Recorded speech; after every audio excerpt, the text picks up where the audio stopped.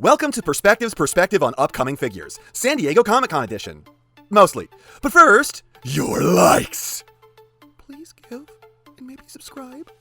And it's been a good long while since Hasbro did a bunch of reveals, and for Comic-Con, let's be honest, it was kind of a weak showing. There was some good stuff in there, but for the most part, there was very little announced. Like, even the Space Bridge reveals managed to be excessively boring, and those typically have less hype than leaked listing ID numbers, so making those noticeably duller than normal is a really impressive achievement. To be fair, it seems like they were trying to do that because they were all just repacks. Hell, Comic-Con as a whole was like 90% repacks, and to keep you all waiting for the good stuff, the first up is a repack of Velocitron Cosmos, who is only so well regarded because of its rarity. It is a painfully average deluxe, doing absolutely nothing special, and in fact, kind of doing a few things wrong. I'm glad that you guys can stop being scalped for this guy, but he will not be a divine gift from God when you get him, just be aware of that. Then, oh great, a G2 breakdown. A recolor of one of the worst figures in all of Legacy, which was already a retool of one of the worst figures in all of Legacy, which in and of itself was already a massively downgraded retool of a Combiner Wars figure.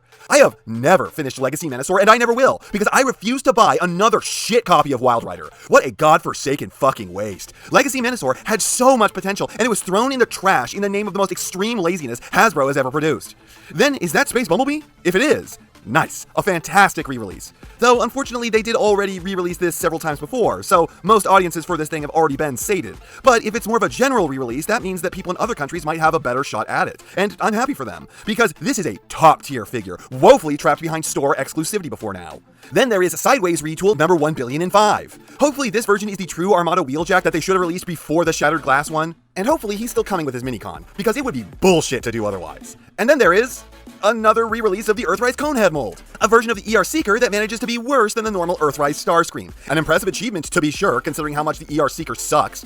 There are rumors that the Gamer Edition is getting some Devastation Elite Seeker soon. I swear to God, if those are yet more retools of the ER trash, I will unleash a torrential wave of rubber duckies upon Hasbro's headquarters, crushing the building under an incalculable weight of yellow plastic squeakers, killing everyone inside. And then there's a Tarn re-release. Awesome! I can't wait for yet another load of figures with the worst shoulders in franchise history to clog up shelves near me. I wanted to love this figure so much, and I just cannot stand this thing, because the shoulders are mounted over his head, resulting in the figure always looking like an idiot no matter what pose I put him in. Jastro Train is back. I almost bought this before, and I passed up on it because I didn't want to waste the money, but I also kind of really regretted that. So this will tempt me once more when it's on shelves. I really like the base mold, and the colors on this version rock. Then there's Green Blitzwing, and god damn it. It's not only that these reveals are boring as a bunch of repacks, they also just suck. Like 3/4 of these are just a slew of the worst figures Hasbro has put out in decades. And here we're getting the Triple Changer with only one passable mode. Woo. Let's move on to something I won't be bitter about. Please, Comic-Con, I'm begging you.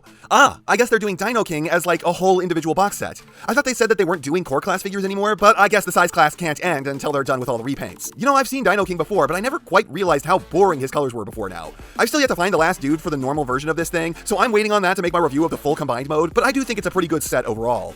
Oh, hello. Do you think you're hiding your face there, buddy? Maybe if it wasn't gold in a sea of blue, you'd have a chance. Then there's Core Bumblebee Movie Starscream. And now I'm even more confused as to whether or not Core Class is actually ending. He's still got that old man face, that's how you know it's authentic. What's funny about this thing is that the alt mode almost looks more cohesive than the Voyager figure. So yeah, I'll pick this up. Looks like it's probably a good time, though it is hard to go wrong with a Legends toy. Then there is some guy. The Beachcomber retool, who I initially did not give a shit about because Legacy Beachcomber is a scaled-up retool of the Power of the Primes one, and is just infinitely less fun than the 6-year-old figure it's based on. But then I realized just how much they've retooled this guy, and it looks way more enjoyable with a slightly more involved transformation. And suddenly I became way more about him. Hilariously, they made this thing a bit wrong because they used the incorrect reference pictures where the stickers were applied incorrectly, as those forearm squares are actually supposed to be hip squares. And also, the shins are weird as fuck. Most people don't have ankle tilts a 1.5 feet off the ground. But the look is cooler, the alt mode is more cohesive, and the transformation looks like it's probably going to be less of a pain in the ass thanks to the arm geometries. I'm here for this version. Then we have the Transformers X Knight Rider crossover, and they are calling it Agent Knight. And guys, its name was Kit. The car already had a name, and it was Kit. Why would you not just make this an upgraded Kit?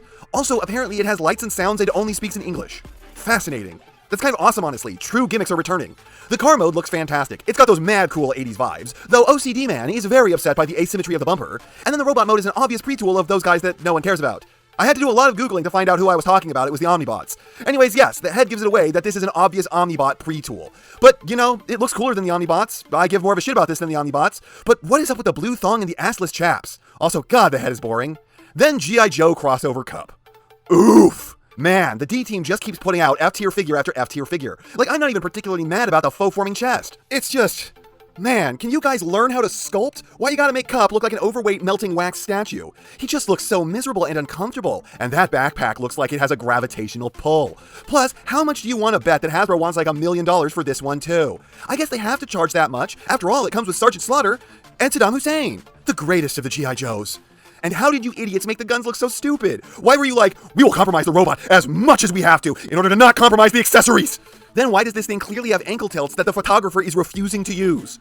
Then guess what, guys? The next generation Bumblebee that we've been hearing about forever now is just a repack of the Reactivate Bumblebee that you can still already get from the game that is most likely at this point canceled. Look, it's a good figure, but why would you call it the next generation Bumblebee, and why wouldn't you give us any real updates on the game? Like, if it's canceled, what are you hiding from us? And if it's not, then it sure hurts your marketing to let everyone believe that it's already been canceled. Then there is Transformers 1 Megatron, and I actually think this looks great. It's a little extremely long in the legs, but it looks clean, and it captures his vibe more than a lot of Megatrons do, while still having a distinct flavor of him. Though the fusion cannon looks less like a cannon and more like a sad, flaccid PVC pipe he's duct taped to his arm with no balls. I cannot argue with the tank mode, however. That looks pretty damn badass. Though I'm also sure that the cannon is going to parts form for this, as the arms appear to be the rear bottom of the treads. Then there is the Takara Leo Prime, which, 1, it's crazy to see Takara start back up with their own repaints for this, and 2, obviously they had to do this. Japan took one look at the Legacy figure and went, no! The main has to be stupid as fuck! It has to look awful! This is non-negotiable! Hey guys, congratulations, you gave it a better face, and it looks exactly as terrible as before because you just had to put in this horribly overcomplicated gimmick. It was a good figure, not amazing, but the transformation was pretty fun, so if you've been waiting on this, then now is finally your time. I was at long last going to talk about 86 Prime, but then I realized that there was only one thing left to go over that wasn't him, so let's save that for last. Gamer Edition Ratchet. Hasbro, please just change the name already, because even I am growing sick of having to disrespect it every time I talk about it. And is it just me, or does this look like it might be based off the Bumblebee movie version? I'm mostly just going by the hips, but they scream to me that it is a retool of the BB figure. This looks like it's going to be the best of the Gamer Editions by a wide margin. Unlike the rest of them, there does not appear to be any horrific compromises getting this thing to look right. Instead, it just looks like it's going to have a solid and cohesive alt mode and a good proportioned robot mode with a far better than average gun. Though I'm sure that the arm swapping gimmick will be just as frustrating as it has been every time before. Hopefully they don't slap the wrist swivel on the peg for that and people can just glue the arm down so it doesn't constantly pop off. Alright, let's talk about the thing that I've so cruelly made you all wait for. So many people want me to rip the 86 Optimus Prime to shreds. And look, I get it. You've been sitting there claiming that the Earthrise Optimus is perfect for 4 years now. But what makes you think that I, the guy who has said he hates that thing since it came out, am going to join you in that delusion? There is no contest. It's not even fair. This is blatantly, obviously, infinitely better than the Earthrise. These don't even belong on the same planet. And I know that people are going to say, but he's not a commander. And look, if I was willing to say that Kingdom Rodimus is worth $65, and this is bigger than that, looks better, is more accurate, and appears to be more complex with a better transformation, a better alt mode, and better posing, then I can see this totally being worth $80. I can't say that it is worth that yet, but there is a chance that it will be when it comes out. And according to the people who already have this in hand, it rules. But it has a huge backpack. No, it has a small but reasonably sized backpack. A huge backpack is what Siege Chromia has. This is a backpack that rests on his shoulder blades about 1/2 chest deep. Big fucking deal. I can think of 10 figures off the top of my head in Legacy that have it worse. And at least it's not a butt pack that gives him a pair of rubber cheeks. So yes, it's bigger than the ERs, but it's also far less stupid looking. The alt mode is super clean, infinitely cleaner than the Earthrises, and the proportions are also infinitely superior. The trailer is still thin, but way better and way bigger than the Earthrises. And honestly, if that trailer was worth $20 to you to get that thing up from Voyager to Leader, then this thing that's like twice the size of that and way more complex has to be worth at least another $20, right? The accessories look great. I love the flame launch blast effects, but there's at least one thing here that is not better than the Earthrise figure. And that's the Matrix, because it's the same one again. Look, I do not have the time in my lifespan to entertain the level of copium people are on to try and claim that this looks terrible and sucks. You are my fans, and I love you. My life is legitimately richer for knowing so many of you. But the salt some of you are producing about this thing is enough to turn every meal on Earth into one cooked by Bender Bending Rodriguez. This honestly just looks great. Is it worth $80? I don't know yet. But at this stage, it looks like there is a reasonable chance that it will earn that money. It also fully might not. But there are people calling this garbage that the ER is superior to, and I just gotta ask, where did you get your glasses and how do you get a refund? And before we go, let's thank a patron. And this time it's Optimus Prime with Shattered Glass Soundwave. And I hear that thing can yellow, which is a tragedy because my god does that guy look sick. The paint scheme it has even makes me forgive it being the extremely mediocre Earthrise Soundwave. This figure is beyond gorgeous. The white gleams, the blue shines, and hell, even the headband rules. I would have bought this in a heartbeat if it weren't for that price, if it weren't for that insane price. But I'm glad that you love it. I hope yours survives the plague.